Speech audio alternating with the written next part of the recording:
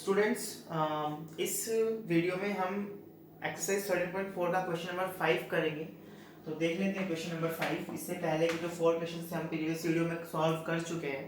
तो fifth question देख लेते हैं। फिफ्थ क्वेश्चन में क्या कह रहे हैं बेटा, a metallic right circular cone 20 centimetre high and whose vertical angle is 60 degree. एक राइट सर्कुलर कोन है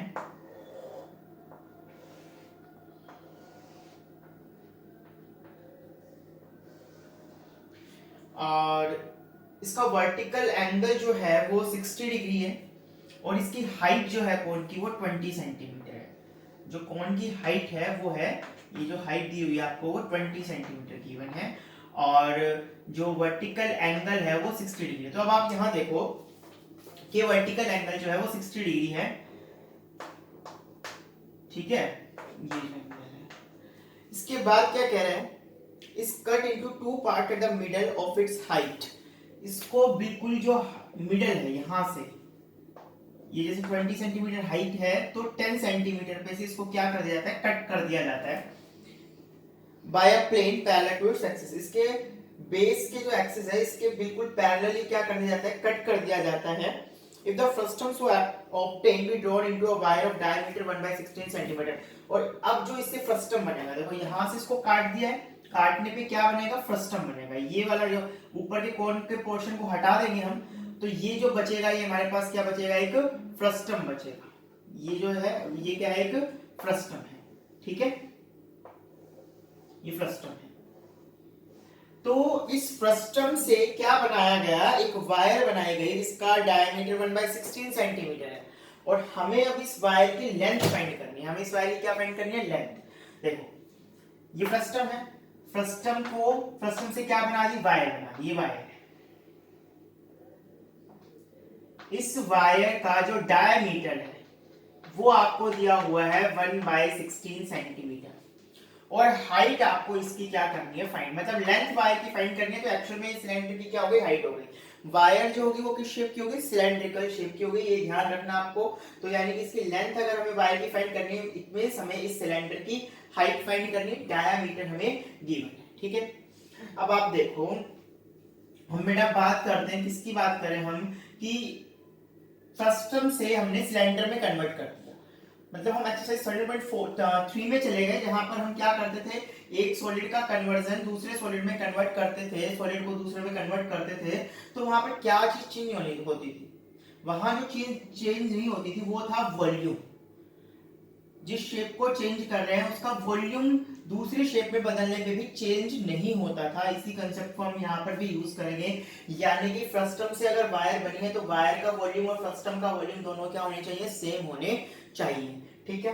तो अब वायर की बात करें तो वायर के लिए डायमीटर गिवन है, हमें यहाँ से रेडियस हम फाइंड कर लेते हैं। तो रेडियस फाइंड करते टाइम हमें ध्यान रखना है, डायमीटर रेडियस क्या होती है, डायमीटर की हाफ, तो 1/2 करेंगे इसका, तो ये 1/32 सेंटीमीटर आएगा, ठीक है। जल्दबाजी में आपको ये नहीं करना है कि 1/16 सेंटीमीटर अगर डायमीटर है तो 1/8 सेंटीमीटर इसकी रेडियस हो जाएगी, ऐसा नहीं होगा। तो 1/16 का आप हाफ करेंगे तो 1/32 आएगा। तो यानी कि इस वायर की जो रेडियस है वो आपको कितनी मिल गई है, 1/32 सेंटीमीटर मिल गई। रेडियस कितनी मिल गई, 1/32 सेंटीमीटर इस वायर की, और आपको लेंथ फाइंड करनी है, इसका वॉल्यूम हम फाइंड कर लेंगे।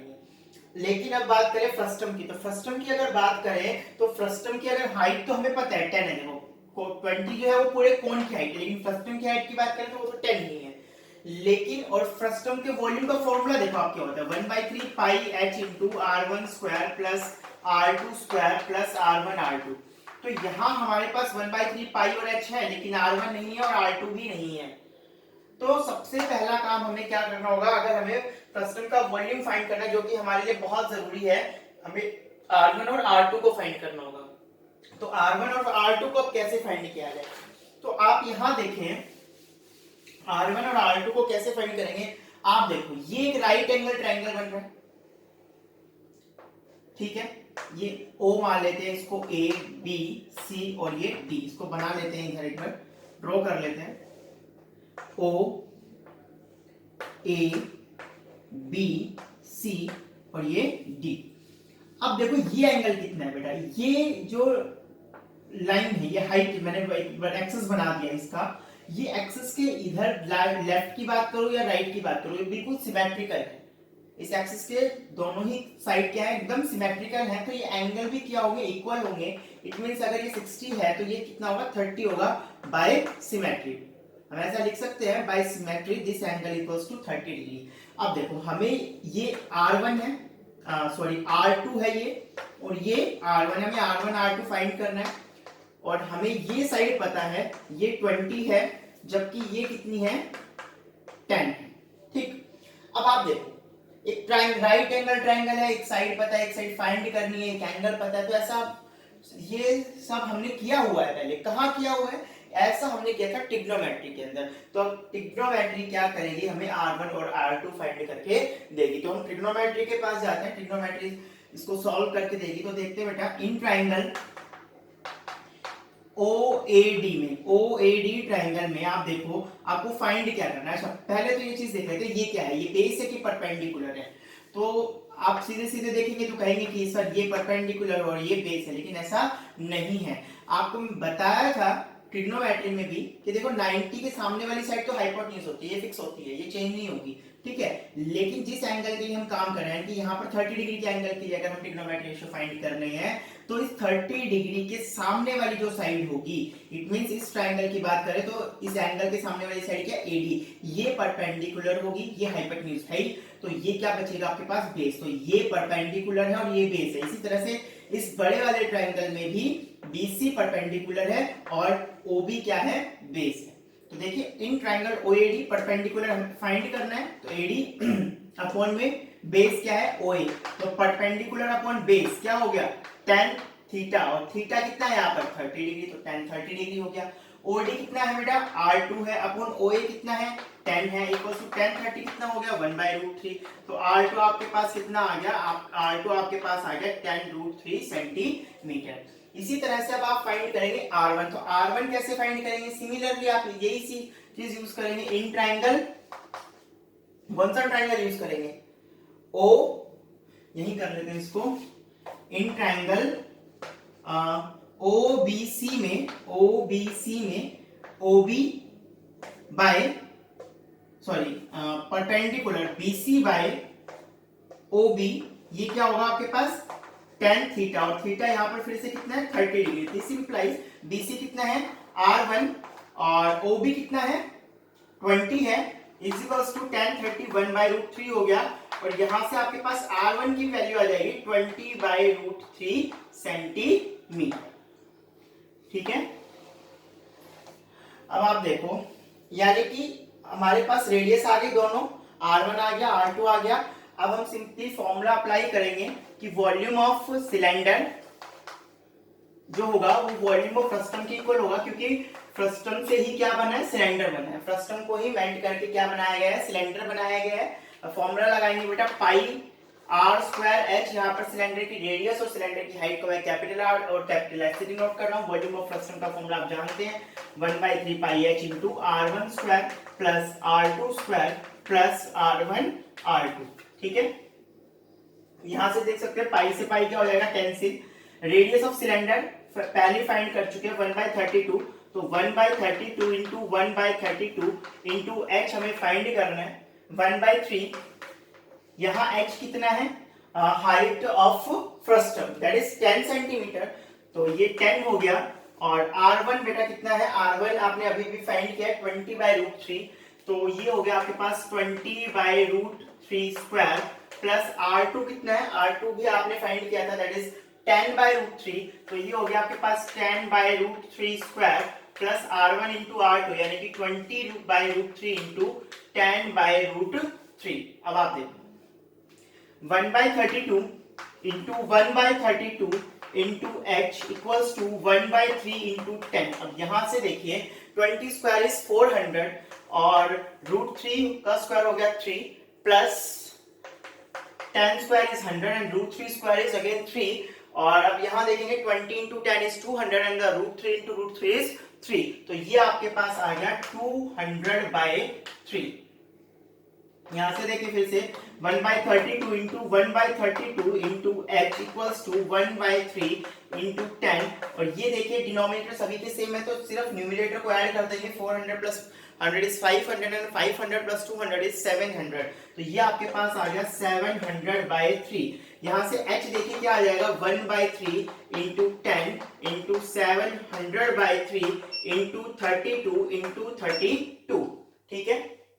अब आप देखो ये आपके पास कितना आ गया, कुछ कैंसिल तो हो नहीं रहा है, मतलब न्यूमरेटर्स को, सारे न्यूमरेटर को मल्टीप्लाई कर देंगे, मतलब न्यूमरेटर में जितने भी टर्म्स हैं उनको मल्टीप्लाई कर देंगे, और डिनोमिनेटर में जितने भी टर्म्स हैं उनको मल्टीप्लाई कर देंगे। तो डिनोमिनेटर में तो देखिए 9 आ गया आपके पास, और यहाँ से आप मल्टीप्लाई करेंगे तो देखिए 32 इंटू 32 कितना हो गया 1024, स्क्वायर याद रखिएगा, कुछ स्क्वायर याद रख सकते हैं हम, और इंटू में 7, तो 7 से मल्टीप्लाई करेंगे तो 7 4 28 कैरी किया 2 and 7 2 14 and 2 is 16 and 7 1 is 7, तो ये आ गया आपके पास 7168, और यहाँ से जीरोस आ जाएंगे 1 2 3 जीरोस आ जाएंगे आपके पास। तो ये इतने सेंटीमीटर क्या आ गई हाइट ऑफ द वायर, यानी कि लेंथ ऑफ द वायर, ठीक है। सेंटीमीटर में है तो इसको मीटर में कन्वर्ट कर देते हैं, तो मीटर में कन्वर्ट करने के लिए क्या करेंगे, डिवाइड बाय 100 कर देंगे, तो ये 900 हो जाएगा, 20 से 20 कैंसिल, तो आपके पास आ गया 71680/9 मीटर। और अब हम इसको डेसिमल में कन्वर्ट कर देंगे, तो डेसिमल में कन्वर्ट कीजिएगा बेटा, तो आप देखेंगे 9 7 63, आपके पास रह गया 8 और 86, तो 9 9 81 बच गया 5 58 9 6 54 4 40 और 9 4 36, तो आपके पास फिर से 4 बच गया, तो ये 40 हो गया, 9 4 36, और ये कंटिन्यूअसली इसी तरह से 4 आता जाएगा, तो हम इसको अप्रॉक्स करके लिख देंगे 7964.44 मीटर अप्रॉक्स।